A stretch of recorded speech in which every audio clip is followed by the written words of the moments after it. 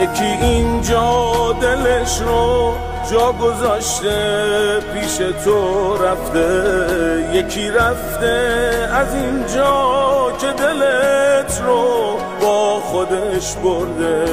یکی اینجا بوده که مونده پای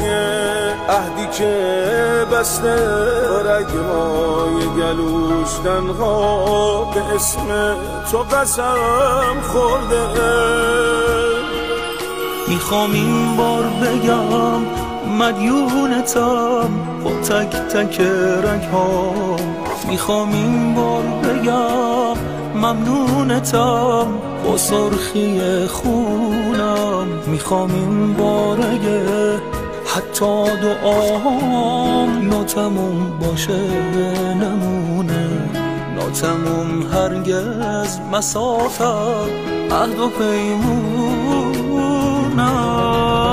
یه وقتایی باید حجا گذاشت و رو به مسلخ رفت، یه وقتایی باید با خود وضو کرد و تشهد خون، یه وقتایی باید چرخ طواف توی میدون زد، یه وقتایی باید لب تشنه پای عهد و پیمون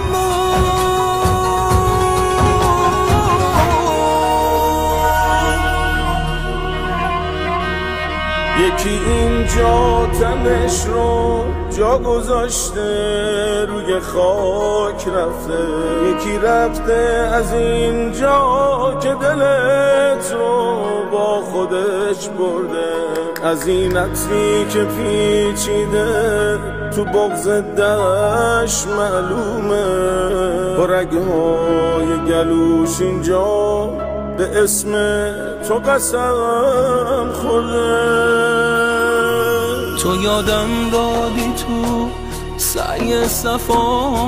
میشه برید از خود، نشونم دادی تو قلب منو شوق شهادت رو، زبون سنگ ها از جنگ با نیرنگ ها میگفت تو با کردی به میدون عبادت پای غیرت رو. یه وقتایی باید حجا گذاشت و رو به مسلخ رفت، یه وقتایی باید با خون وضو کرد و تشهد خون، یه وقتایی باید چرخ طواف توی میدون زد، یه وقتایی باید لب تشنه پای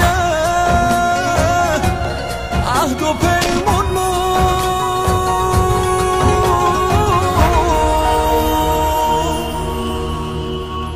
الحمدلله الذي ليس لقضائه